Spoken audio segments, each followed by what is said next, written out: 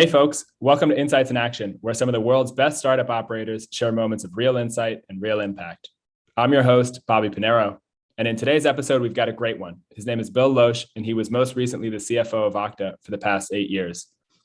Bill joined Okta at around 150 employees, 4 years before they IPO'd at around a $6 billion valuation. As their CFO over the next 4 years, he then helped them achieve a staggering $30+ billion valuation before stepping down as CFO. Bill and I talk about one of his most critical insights in the early days of building finance, an early mistake that most CFOs make and how he avoided it. I truly wish I'd had this conversation in the early days of building finance at Intercom myself. Excited to jump in. Let's go.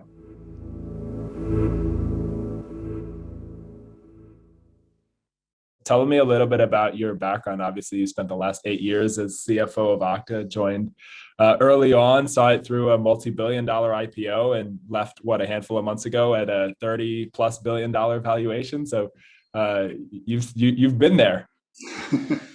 Yeah, it was a good ride. Yeah, I've worked, certainly at Okta, which I'll talk about in a minute. But throughout my career, I've had a lot of experience building FP&A teams, building finance organizations, both as FP&A leader, and obviously most recently in my last 2 jobs as CFO. And so I think that in all those cases, I typically took over whatever that role was as somebody who had to build the team. And so I think I have a lot of background on how to build those teams. And, it's like anything else, when you've done something for so long as I have, you really learn from what you did wrong.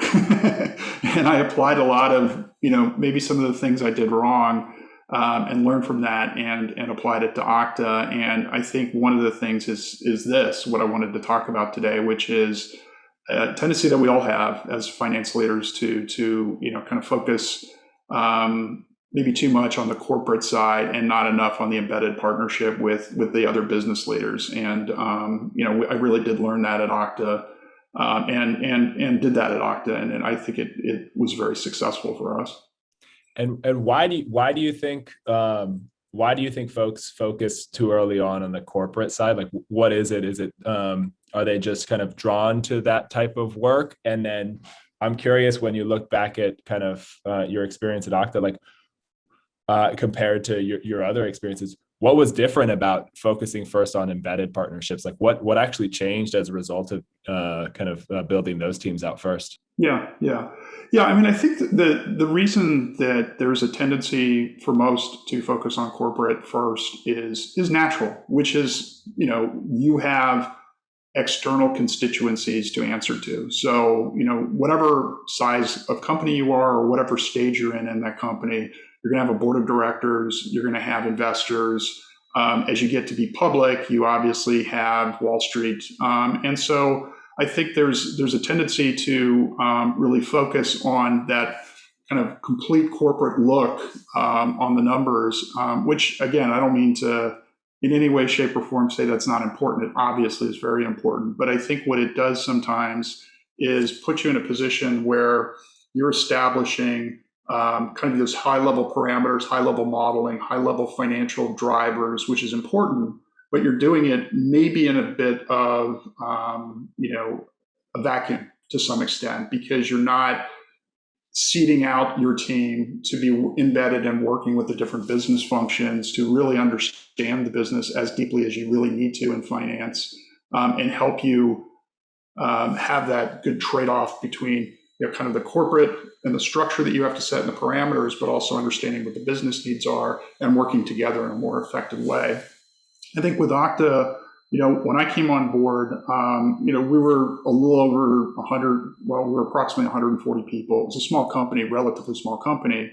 And certainly at that point, we had investors, we had a board, and I don't mean to say that it wasn't important to have a corporate function, which we did, basically one person, but a function to help with me in building that initial, or not the initial, but building the financial model, setting what those parameters are, thinking about what the key metrics and drivers were. But the reality is that in order to be effective in creating value for the business as a finance organization, it was important that we would have a deeper understanding of what the functional leaders needed, what they, how we could help them drive the business, how we could help them make sure that they were allocating resources in the most efficient way. And for that reason, it just really made sense because I'd seen this act before to think about building an embedded partnership first, or building or making that a big focus from the standpoint of what we would do next. And so one of the things I did is I brought in an FP&A leader, and it was really important to me when I was thinking about and actually started the job search that that person would have experience in kind of both worlds, so to speak. I mean, they obviously needed to have experience in corporate because, that still obviously was important. And we were building for the future, meaning we were building for eventually becoming a public company. But I also wanted somebody who had had experience as an embedded partner in a larger functional organization. And so I was fortunate to find that right person. And together, he and I were able to use my knowledge, but also probably more importantly his knowledge of how to do that, to be able to build out those embedded partner teams.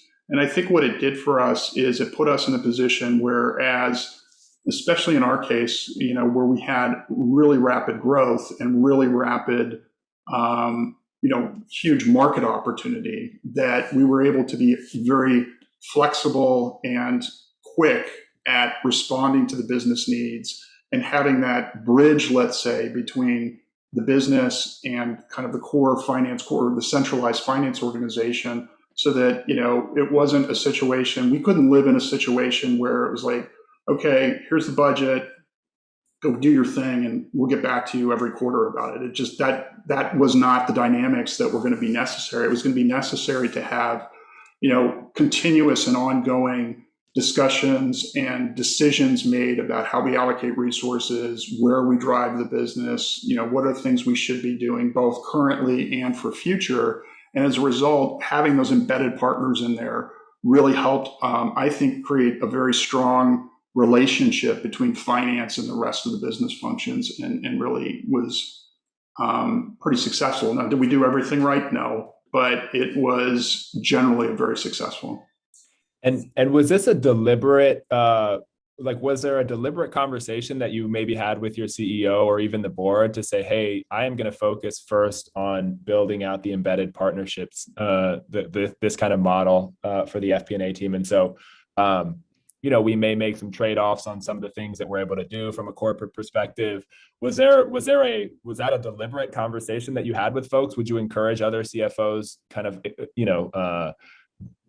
thinking through this, to have a conversation with their CEOs and their boards to say, hey, look, we're focusing on building these partnerships internally first?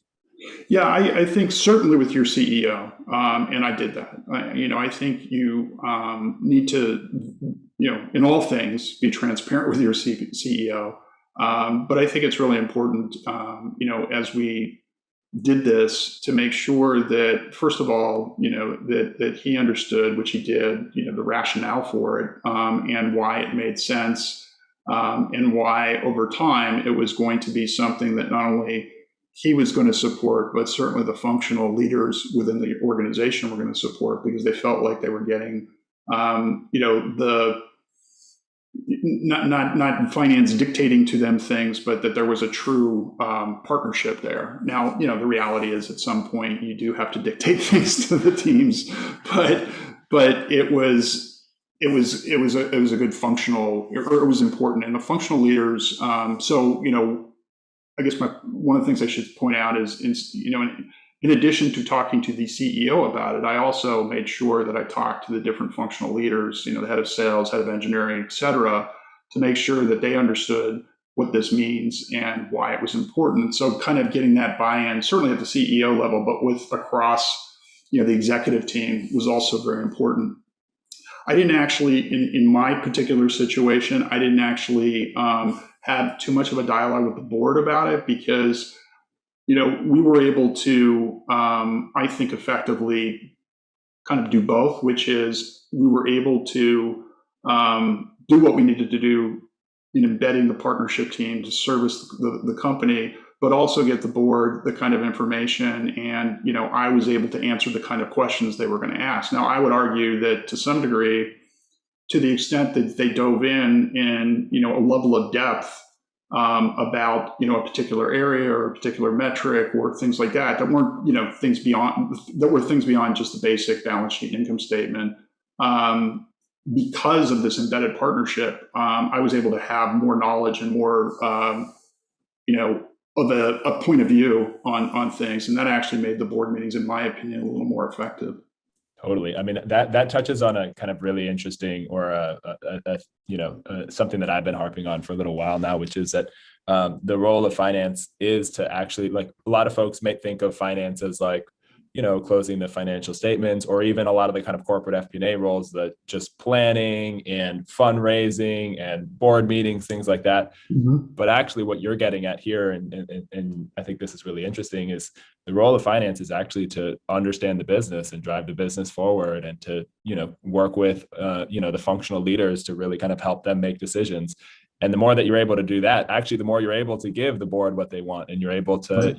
You're going to run better fundraising processes, and you're going to, you're just going to be a better CFO. And so I'm curious how you, if and how you've mentored up and coming kind of FP&A folks, because at least in my experience, a lot of FP&A folks, they're drawn to that corporate role. It is the like fun, more interesting, or kind of more at least well understood part of FP&A. So I'm curious how you like sell folks on, hey, actually this embedded partnership role is like, that's core to what your role is as FP&A. And if you want to be a CFO, this is super, super important. Yeah, no, it's a great point, and a great question, because there is no, certainly, when I was many years ago level, I wanted to be in corporate FP&A. Yeah. So, I do think there is certainly that tendency, and the reasons are, you get perceived, it's perceived you have the most visibility to the CEO, you have the most, or at least what you've done has the most perceived visibility to the CEO, to the board, et cetera. In some ways, it can even be a little trickier still when you're trying to do this and you're already a public company, because then, they also know that obviously not the internal forecast, but, guidance evolves from the work that they've done. And so the street sees it and all that kind of stuff. So it is challenging that way. But what I've mentored people about is really the following, which is that to be an effective finance, well, to step back a second, one of the great things about being in finance, and one of the reasons I wanted to go into finance and have always loved finance, is you really do get a picture of the whole company, more so than any other group does. And for that reason, you can actually learn more about what the company's doing, and by learning can also effectuate more about the company's doing. The more you obviously have that deeper understanding. And what I've told people is, in the embedded partnership role, you're naturally going to learn more about the functional groups that you're representing, or working with, whether it's engineering, product, sales, and marketing. And that deep understanding is going to benefit you, because you're going to be more knowledgeable about the company. And one, I think, for a lot of people, when they get that experience, they find out they really enjoy it. And two, it's going to make you a better finance person. And in fact, as you evolve, let's say, or grow in your business or in your career, I actually think it makes you, in some ways, a better corporate finance person, because you understand, those trade-offs and things like that. And so it's really encouraging people that way. And the fact that, again, it's like anything else when you're trying to do a career progression, you got to look at kind of the longer term, which, sometimes is hard, because I was the same way. It's kind of like, what am I doing now? I want to enjoy it now. And not to say you don't enjoy being a business partner, but, there's this tendency to be, corporate again, like you said, it's more the sexy, or it seems to be more the sexy thing. But I think that, understanding the business, and frankly, a lot of times trying to bring somebody into the business, if you're hiring somebody, you want them excited about the company. I mean, obviously they want to become excited about the role, but you want them to be excited about the company. And a way to get even more excited about the company is to know more about the company. And you learn it in a much more detailed way if you're an embedded partner. And I've also told people that, as they think about career progression, for me, hiring somebody as a leader in FP&A, I certainly want them to have the corporate FP&A background. So I'm not saying that, for anybody that listens to this and they're a corporate FP&A person, I'm not dissing what you're doing, because it's extremely important. And I would want a leader like the leader I've hired or did hire for Okta and have in the past, who had that background and experience. But I also want somebody that's had the business partner, the embedded partnership experience, because I think it's so vital. And when in your experience do you have to start to delineate between the two? Like, when do you need to start to, I was the first finance hire at Intercom, and a lot of actually what I did in the very, very early days was embedded partnership type work. It was working with, our early growth team, our early sales teams, our early marketing teams, and like really just trying to unpack the business.